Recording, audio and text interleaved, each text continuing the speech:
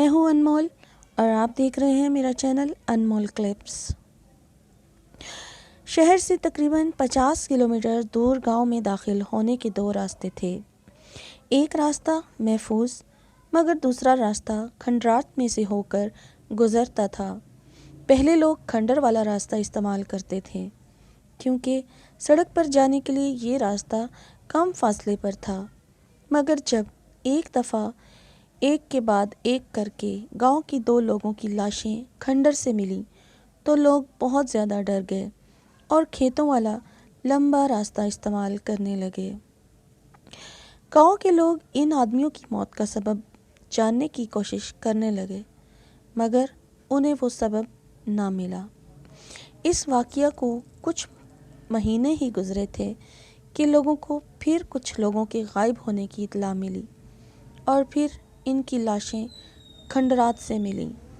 اب تو سب بہت ہی زیادہ خوف زدہ ہو کر گاؤں کے اندر ہی ہو کر بیٹھ گئے تھے، لیکن پھر وہ اس تمام واقعے کو کچھ عرصے بعد بھول گئے اور انہوں نے کھنڈر کے راستے سے آنا جانا مکمل طور پر بند کر دیا۔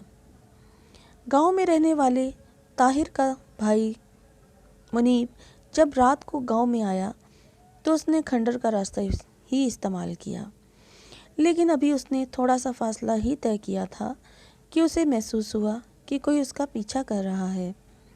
اس نے پیچھے مڑ کر دیکھا تو وہاں کوئی بھی نہیں تھا۔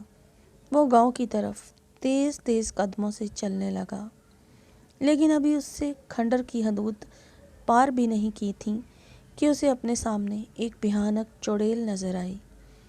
اسے دیکھ کر تو جیسے اس کی سانسیں ہی رک گئیں اور اس کا حلق خشک ہو گیا۔ اس نے مدد کے لیے پکارنا چاہا مگر حلق سے اس کی آواز نہیں نکل رہی تھی۔ وہ واپس کھنڈر کی طرف بھاگا مگر راستے میں کسی چیز سے ٹھوکر کھا کر اچھلا اور دور جا کر گر گیا۔ اس کے بعد اسے ہوش نہ رہا۔ ہوش میں آنے کے بعد اس نے دیکھا کہ اس کے ارد گرد کئی لوگ جمع تھے۔ وہ پسینے میں شرابور تھا۔ سب لوگ اس سے سوال پوچھ رہے تھے مگر وہ کسی کو کچھ نہیں بتا رہا تھا، بس اوپر خلاؤں میں ہی گھور رہا تھا۔ کچھ دن گزرے تو اس نے بتایا کہ وہ منظر کتنا خوفناک اور بھیانک تھا، اور جب اس نے ساری تفصیل بتائی تو سب ڈر کے مارے وہاں سے چلے گئے۔ وہ گاؤں میں رہنے لگا مگر اس واقعہ کے بعد جب بھی چاند کی 14ویں تاریخ ہوتی تو وہ بے چین ہو جاتا اور رات کو گھر سے باہر نکل آتا۔ اگلے دن جنگل میں کسی کی لاش ملی اور لاش کسی جانور کی کھائی ہوئی تھی، مگر کوئی بھی یہ نہیں جان سکا کہ یہ سب کون کر رہا ہے۔ لوگوں میں خوف اور ہراس پھیل رہا تھا۔ کوئی رات کو باہر نہیں نکلتا تھا۔ ایک رات جب سبھی لوگ اپنے اپنے گھروں میں سو رہے تھے تو طاہر کے گھر سے ایک سایہ نکلا اور جنگل کی طرف چل پڑا۔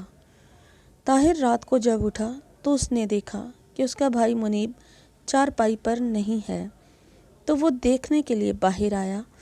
اسے ایک شخص جنگل کی طرف جاتا ہوا نظر آیا۔ وہ اس کے پیچھے آیا۔ کچھ دور جا کر اس نے آوازیں دینا شروع کی تو وہ شخص رک گیا، واپس پلٹا اور جیسے ہی چاند کی 14ویں رات میں اس نے اس شخص کا چہرہ دیکھا تو چیخ مار کر واپس بھاگا، مگر ابھی اس نے آدھا فاصلہ ہی طے کیا تھا کہ اسے اپنی گردن میں کسی چیز کے چبھنے کا احساس ہوا۔ اس نے پیچھے مڑ کر دیکھا تو اس کا بھائی بھیانک روپ دھارے اس کا خون چوس رہا تھا۔ اس نے اپنے آپ کو چھڑانے کی بہت کوشش کی مگر ناکام رہا۔ صبح طاہر کے گھر سے رونے کی آوازیں آ رہی تھیں۔ جب معلوم کیا گیا تو پتہ چلا کہ کسی نے رات کو طاہر کو بہت ہی بے دردی سے مار ڈالا تھا۔ یہ کون تھا؟ یہ ایک راز تھا اور مرنے والا اپنا راز اپنے ساتھ ہی لے گیا تھا۔ طاہر کی بیوی اپنے خاوند کی اچانک موت پر سکتے میں آ گئی تھی۔ وہ تو کچھ بول بھی نہیں رہی تھی اور نہ کسی کی بات کا جواب دے رہی تھی۔ طاہر کے دونوں بچے بھی وہاں موجود تھے اور اپنے باپ کی لاش کو دیکھ کر بہت ہی ڈرے ہوئے تھے۔ گاؤں والوں نے رشید کو دفن کر دیا اور خونی آدمی کو ڈھونڈنے لگے۔ ابھی طاہر کی موت والے واقعے کو زیادہ دیر نہیں ہوئی تھی کہ ایک رات جب پورا گاؤں بے فکری کی نیند سو رہا تھا کہ اچانک گاؤں میں چیخو پکار سے ہر ایک کی آنکھ کھل گئی۔ گاؤں کے سبھی لوگ اپنے اپنے گھروں سے باہر آ گئے۔ لوگوں نے ایک عورت کو بری طرح روتے ہوئے دیکھا تو لوگ اس سے رونے کی وجہ پوچھنے لگے۔ اس نے ایک طرف اشارہ کیا جہاں ایک خوفناک بھیانک چہرے والا آدمی اس کے شوہر کو مارنے کے بعد اس کے دونوں بچوں کو مار رہا تھا۔ پہلے تو سارے خوف زدہ ہو گئے، لیکن پھر حوصلہ کر کے آگے بڑھے اور جس کے ہاتھ میں جو آیا وہ اٹھا کر اس طرف بھاگے۔ قریب جا کر انہوں نے اسے مارنا شروع کیا، مگر اس پر کوئی چیز بھی اثر نہیں کر رہی تھی۔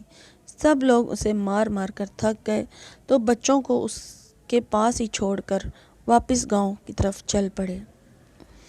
اس کے خوف کی وجہ سے ساری رات کوئی بھی نہ سو سکا تھا۔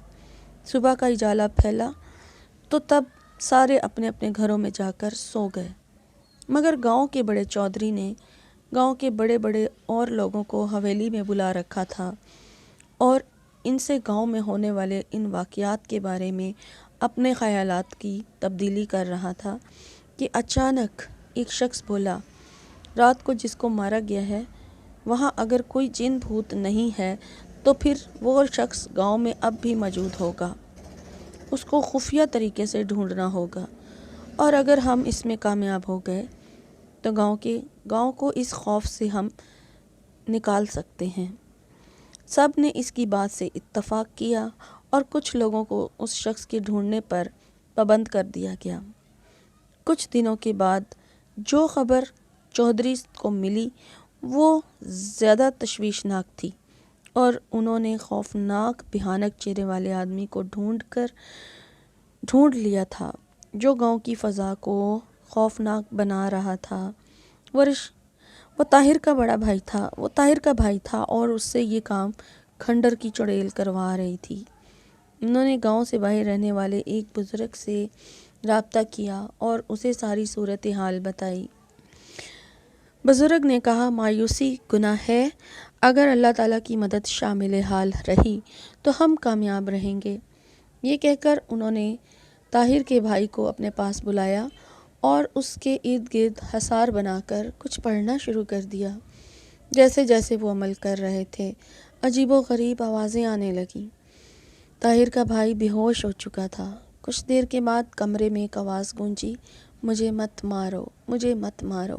یہ سننا تھا کہ بزرگ نے اپنا عمل اور تیز کر دیا اور اس کی بات نہ سنی۔ تھوڑی دیر کے بعد بزرگ نے دیکھا کہ طاہر کا بھائی منیب اس کے بھائی کے جسم سے کچھ نکل رہا ہے اور فرار ہونے کے لیے وہ کوئی راستہ ڈھونڈ رہا ہے۔ تو انہوں نے اس نکلنے والی چیز کو ایک مٹی کے برتن میں بند کر دیا۔ طاہر کا بھائی منیب بے ہوش تھا، لیکن جب اسے ہوش آیا تو اسے سارا واقعہ بتایا گیا۔ اسے بہت دکھ ہوا کہ اس کی وجہ سے اس کا بھائی مر گیا، لیکن بزرگ کی وجہ سے پورا گاؤں اس مصیبت سے، اس چڑیل سے نجات حاصل کر چکا تھا۔ تو یہ تھی آج کی کہانی، اور انشاءاللہ ایک نئی کہانی میں آپ کی خدمت میں دوبارہ حاضر ہوئیں گے۔ تب تک کے لیے اللہ حافظ۔